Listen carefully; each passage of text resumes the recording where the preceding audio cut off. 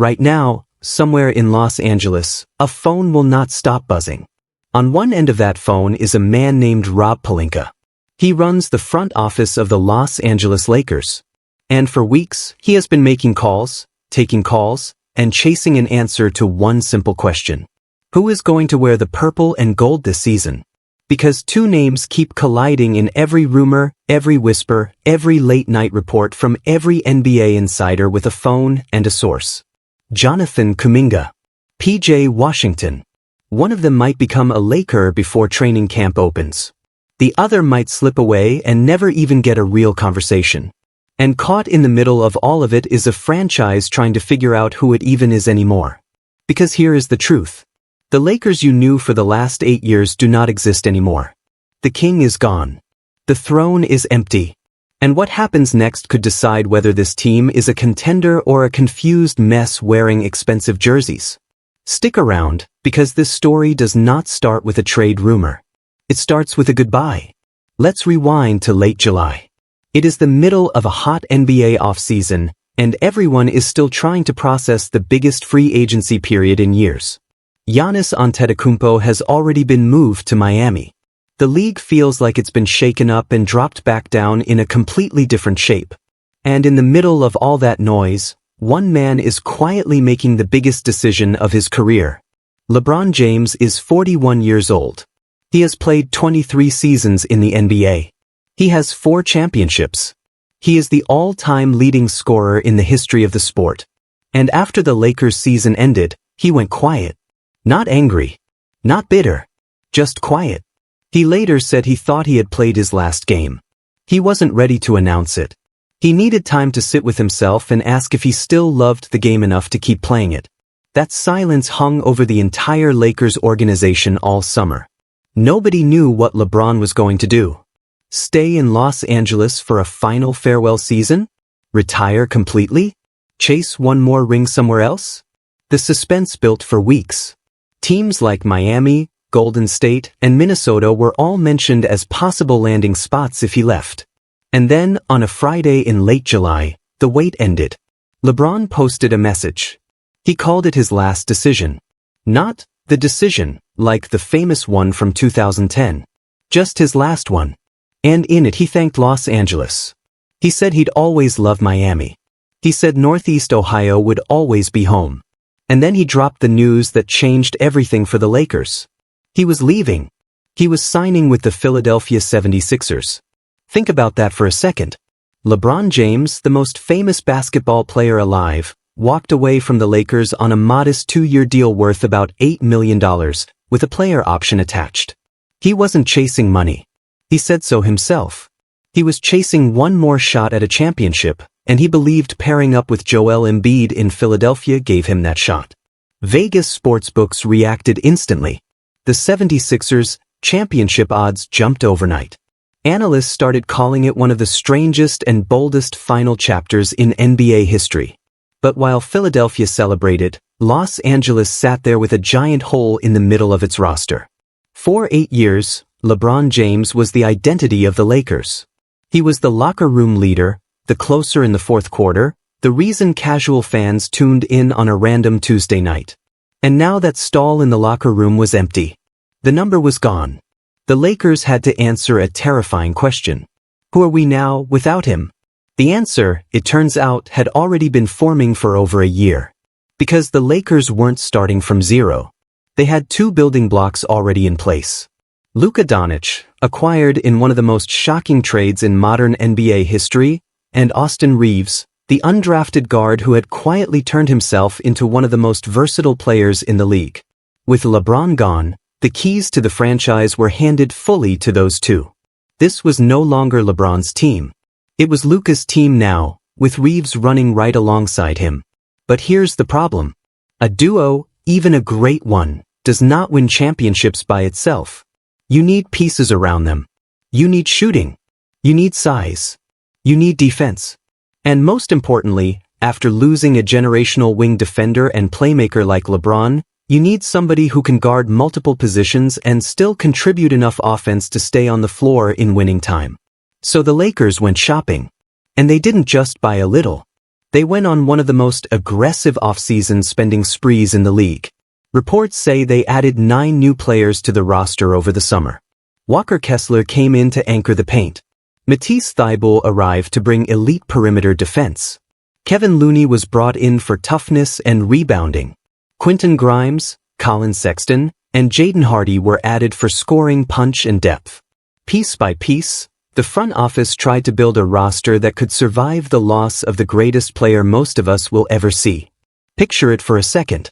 A brand new locker room, half filled with unfamiliar faces, all trying to learn each other's tendencies in a matter of weeks.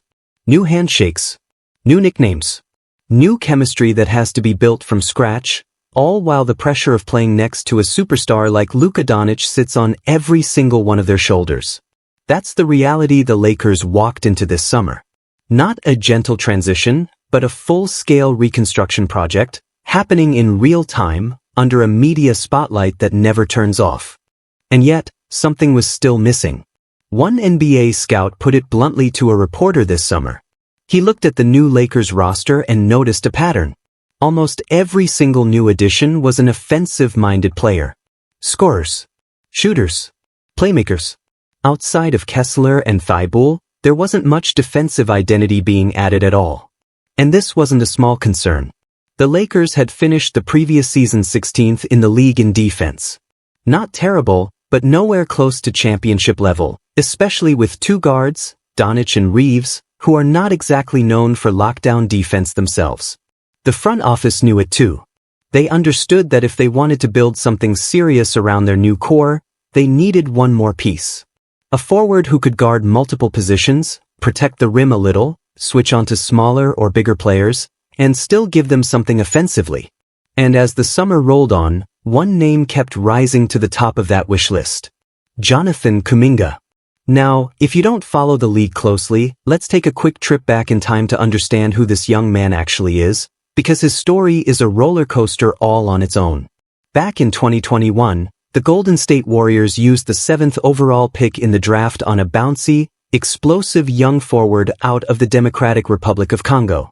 Jonathan Kuminga was raw. He was athletic in a way that made scouts drool, but his game was unpolished. Golden State, fresh off years of championship runs with Stephen Curry, Klay Thompson, and Draymond Green, brought him in as a long-term investment. A player they hoped would eventually take over as the engine of the next era. His rookie season, he averaged about 9 points and 3 rebounds a game. Solid, unspectacular numbers for a young guy learning the pace of the NBA. His second year, similar numbers, a little bit of growth. Then in his 3rd season, something clicked. He jumped up to over 16 points and almost 5 rebounds a game. Warriors fans started to believe. Maybe this was the guy. Maybe this was the guy who could eventually replace the aging core and carry Golden State into its next dynasty chapter. But basketball rarely follows a straight line. The following season, his numbers actually dipped. Injuries piled up. He played in fewer games. There was constant tension about his role. Was he a starter? A 6th man? A small forward or a power forward?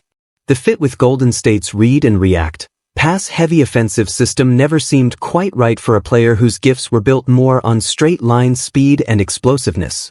There were whispers of frustration on both sides. The Warriors weren't sure if he was part of their long-term plan. Kuminga wasn't sure if Golden State was the right place for him to grow.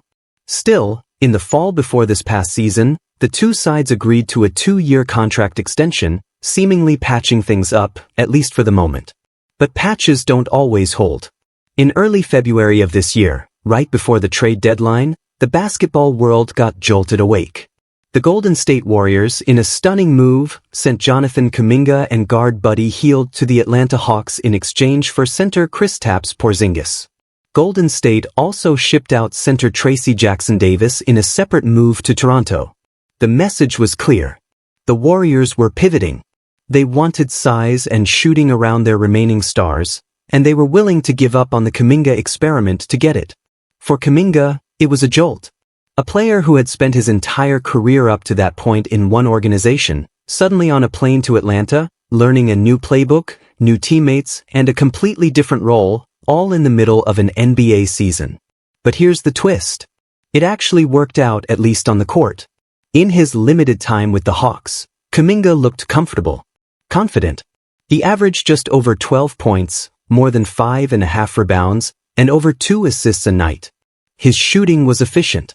He looked like a player who had finally found a system where he could just play, without the constant swirl of trade rumors and role confusion hanging over him. He was even part of an Atlanta team that made a real playoff push, going toe-to-toe with contenders in the postseason. And then came the off-season twist that set this entire saga in motion. The Hawks had a team option on Kuminga's contract worth about $24 million. And they declined it. On the surface, that might sound like a snub. In reality, it was strategy. By declining the option, Atlanta made Kuminga a free agent, but one where they still hold his rights in a way that lets them control a sign and trade if they want to. It's a chess move. It lets Kuminga test the market, lets Atlanta see what kind of value they can extract for him, and sets up exactly the kind of tense standoff we've been watching play out ever since. And who was calling immediately?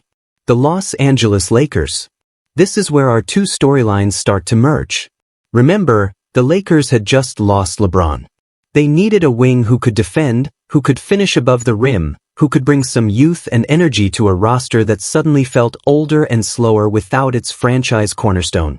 Jonathan Kuminga, 23 years old, athletic, still just scratching the surface of his potential, looked like the exact kind of player who could step into that starting small forward spot and grow into it. Reports started surfacing that Pelinka and the front office were pitching Kuminga hard. Their message was simple. Come to Los Angeles. Come start for us. Come be part of the next great era of Lakers basketball, right alongside Luka Dončić and Austin Reeves. It's the kind of pitch that sounds great on paper. A young, hungry player joining a glamour franchise with two established stars already in place. What's not to like? Money. Money is what's not to like, or at least, money is where the negotiations hit a wall almost immediately. Here's how it played out, step by step, because the back and forth here is honestly one of the wildest parts of this whole saga. Early on, reports indicated the Lakers' initial offer to Kuminga was in the range of $10 million a year. Modest. Some would say low, especially for a player some considered a potential long-term starter. Kuminga and his camp were reportedly seeking something in the range of $20 to $25 million annually. That's a massive gap. We're talking about a player and a team that were, at least at first, worlds apart on what fair value looked like. As the summer dragged on, the Lakers adjusted. Reports emerged of an offer worth around $20 million total over 2 years. Still well short of what Kuminga was believed to want, but a step in the right direction. And here's the thing about sign and trade rules in the NBA. If a player wants to be acquired via sign and trade rather than just signing outright as a free agent, that new contract has to be for at least 3 years. That single rule shapes almost everything about how these negotiations have to be structured. Meanwhile, on the other side of this deal, there was the Hawks. Atlanta wasn't just going to hand over Kuminga's sign and trade rights for nothing. They wanted real value. Real draft compensation. Reports say the framework the two sides were working with involved the Lakers sending over forward Jared Vanderbilt, along with draft capital, potentially including a first-round pick years down the line. But Atlanta reportedly balked at taking on Vanderbilt's contract. His name kept coming up as a sticking point, a piece the Hawks simply didn't want, no matter how many draft picks were attached to sweeten the deal. So you had this frustrating standoff. The Lakers wanted Kuminga. Kuminga, by most reports, actually preferred to land with the Lakers, in part because a sign and trade carries better financial benefits for the player than simply signing outright as a free agent elsewhere.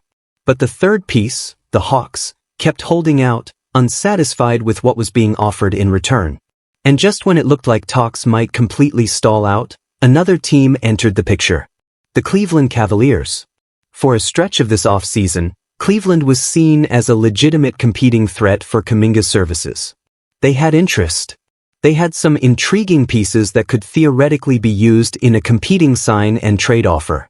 For Laker fans nervously refreshing their phones every hour, this was the nightmare scenario. What if, after all this courting, all this effort, Kuminga simply chose a different team? But then Cleveland made a different move. They signed a European standout named Mario Hezonja to fill out their wing depth. And just like that, insiders reported that Cleveland's interest in Kuminga cooled significantly. With Hezonja handling some of that forward need, the Cavaliers stepped back, and suddenly, the Lakers found themselves as the last realistic sign and trade suitor left standing. You would think that would speed things up, right? Less competition usually means more leverage for the buyer. But instead, the situation somehow got more complicated. Because Kuminga's asking price was still a problem. Multiple reports throughout the summer painted a picture of a Lakers front office that kept calling, kept pushing, kept trying to find a workable number, even as talks seemed to stall again and again.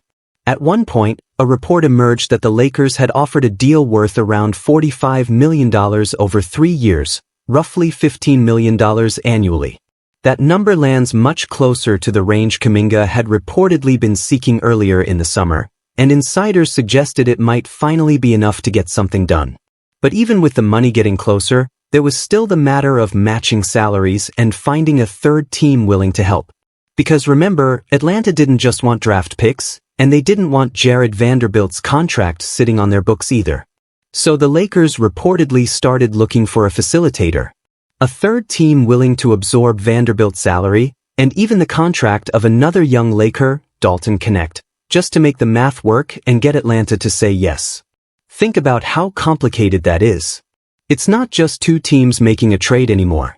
It's the Lakers trying to convince Atlanta to accept a deal, while simultaneously trying to convince some mystery third team to take on two contracts nobody seems to want, all so that a 23-year-old forward can finally put on a Lakers jersey.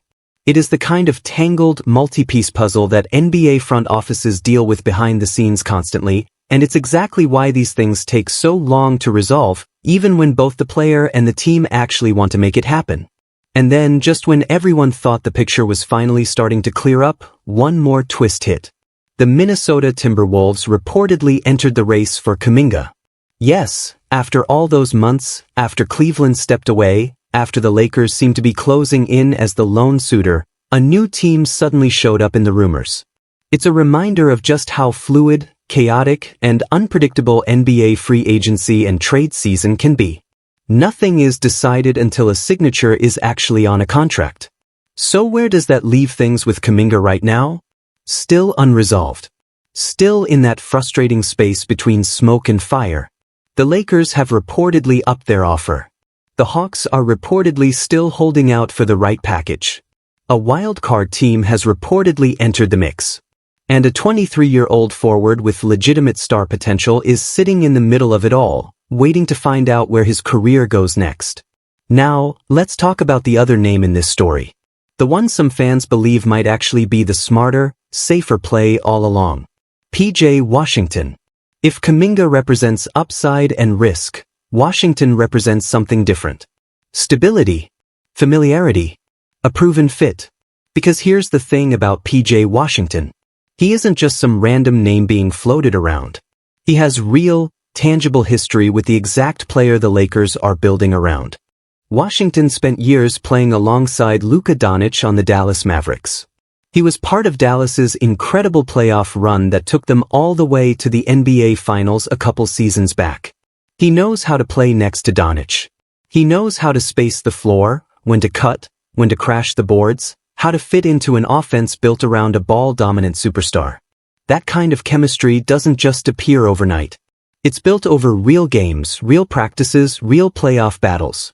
So when Dončić got traded to the Lakers in that jaw-dropping blockbuster everyone still talks about, a lot of fans immediately started dreaming about a reunion. Bring Washington to Los Angeles too.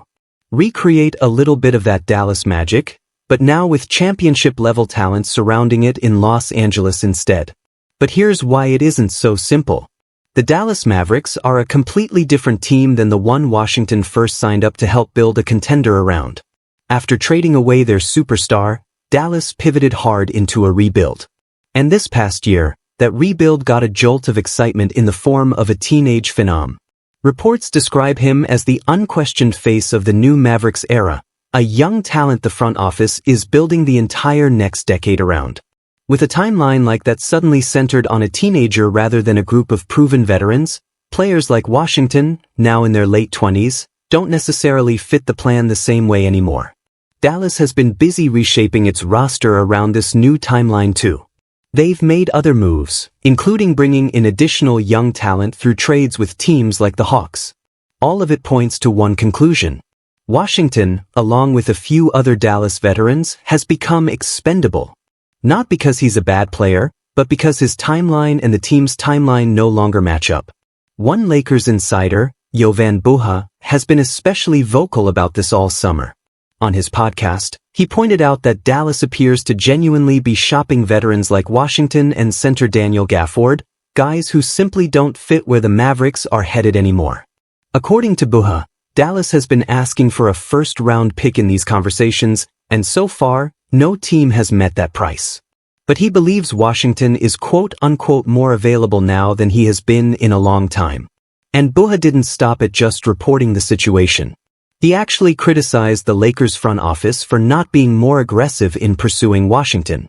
He argued that if the Lakers have a real shot at landing a proven, playoff-tested forward who already knows how to play alongside Doncic, that should be treated as an obvious move, not something to hesitate over. So why the hesitation? 2 words. The contract. Washington signed an extension with Dallas that guarantees him somewhere around $88 to $90 million over 4 years. That kind of long-term financial commitment is exactly the kind of thing that makes front offices pause, especially a Lakers team that just spent an enormous amount of money and assets rebuilding almost the entire roster around Doncic and Reeves. Some reports even suggested that insiders close to the situation believe the Lakers specifically do not want to take on a 4-year commitment for Washington, regardless of the on-court fit with Doncic. There's also the shooting concern. Last season, Washington made only about 32.5% of his three-point attempts. For a player often described as a stretch four, a forward who's supposed to space the floor for stars like Doncic to operate, that shooting number raises legitimate questions. Is he still the ideal fit, or is his game evolving in a direction that actually clashes with what the Lakers need next to their ball-dominant superstar? Now here's where the story gets even more tangled, because not every insider agrees on how real this Washington to Lakers chatter even is. While Buha was pushing the idea that Washington is gettable and that the Lakers should be more aggressive, other respected reporters, like Jake Fisher, offered a very different read. Fisher said plainly that he didn't have any real indication the Lakers had engaged in serious trade conversations about either Washington or Gafford this offseason. In his view, a lot of the chatter connecting the two sides is coming more from fans and online speculation than from actual substantive talks happening behind closed doors. Buha himself even gave this whole situation a name. He called it the lying season. That stretch of the NBA calendar where public leaks, strategic misdirection, and quiet posturing make it incredibly difficult to know what's actually true. According to Buha, all the noise swirling around Kuminga might actually be masking the real path the Lakers are considering, which could be Washington after all. Or it might just be noise. That's the maddening part of covering the NBA in real time. Even the best-sourced insiders sometimes contradict each other. But Buha did lay out one interesting detail that's worth understanding, because it explains why a Washington trade is even mathematically possible for the Lakers in the first place. NBA teams have something called an apron, a hard salary cap threshold. The Lakers are currently sitting below the first apron, right around $209 million. And here's the key detail. As long as a team stays below that first apron line, they're allowed to take back more salary than they send out in a trade, as opposed to teams above the apron, which face much stricter matching rules. Washington's salary for the upcoming season is right around $19.8 million. According to Buha's breakdown, the Lakers would only need to send out somewhere around $10 million in outgoing salary to legally absorb Washington's contract under these rules. That's a real, workable path, at least on paper. So depending on which insider you believe, the Lakers either have a legitimate, financially sound route to trade for PJ Washington whenever they decide to pull the trigger, or the entire storyline is mostly speculation with very little substance behind it. Both things have been reported. Both things can't fully be true at the same time. And that tension, that uncertainty, is exactly why this rumor keeps refusing to die. So let's zoom out for a second because it's easy to get lost in all these separate threads. Contract numbers, apron rules, sign and trade requirements, insider disagreements. Let's remember what's actually at stake here. The Los Angeles Lakers just said goodbye to the most accomplished player of this generation. They handed the keys to Luka Dončić and Austin Reeves. They spent an aggressive, expensive offseason adding 9 new players, trying to build a roster that can compete at the highest level without LeBron James walking through that door anymore. And yet, by their own scouts' admission, that roster still has a hole. A need for one more forward who can defend multiple positions and help balance out a roster that currently leans heavily toward offense. 2 names sit at the center of filling that hole. Jonathan Kuminga, 23 years old, still developing, still climbing toward whatever ceiling his talent allows, available through a complicated sign and trade that has dragged on for months, with the Hawks holding firm, the money slowly closing in, and now a surprise team, Minnesota, thrown into the mix as an unpredictable variable. And PJ Washington, 27 turning 28, already proven, already familiar with playing next to Doncic, sitting on a roster that no longer seems to want him around, tangled up in his own web of contradictory reports about just how real the Lakers' interest actually is. One of these situations could resolve any day now. The other might drag on for weeks, or fall apart entirely, only to resurface again in a few months when the trade deadline rolls back around. That's the nature of the NBA offseason. Nothing is ever fully finished until a name is officially announced, a jersey number is retired for one player and handed to another, and a press conference introduces the newest face of the franchise. So here's the question worth sitting with as this story continues to develop. If you were Rob Pelinka, sitting in that office, staring at 2 very different paths forward, which one would you choose? Do you bet on the 23-year-old with the sky-high ceiling, the athleticism that made him a top 10 pick, and the kind of upside that could turn into a genuine building block next to Doncic and Reeves for the next decade? Or do you play it safer, going after the proven veteran who already knows exactly how to complement a ball-dominant superstar, even if it means committing real money to a player already in his late 20s, with a jump shot that needs some fixing? There's no obviously correct answer here. Front offices wrestle with exactly this kind of decision every single summer, weighing upside against certainty, youth against experience, cheap flexibility against locked-in production. And the Lakers, in the middle of reinventing their entire identity after nearly a decade defined by one single player, are wrestling with it in real time, under a spotlight brighter than almost any other franchise in professional sports. What we do know is this: the Lakers are not done. Insiders describe a front office that believes it is just a few moves away from finishing this roster, one more forward, one more piece to lock everything into place before the season tips off. Whether that piece ends up being Jonathan Kuminga, arriving in Los Angeles through a sign and trade that finally satisfies every side of a stubborn 3-team negotiation, or PJ Washington, walking through the door as a familiar face reuniting with his old Dallas running mate, the outcome will shape how this new era of Lakers basketball is remembered.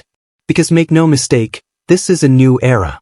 The LeBron James chapter, 8 years, 1 championship, countless unforgettable nights, has officially closed. He's in Philadelphia now, chasing a 5th ring next to Joel Embiid, in what he's called his very last decision. And back in Los Angeles, a new story is just beginning to be written, with Luka Dončić and Austin Reeves holding the pen, and a front office racing against the calendar to hand them the right supporting cast before opening night arrives. Kuminga or Washington?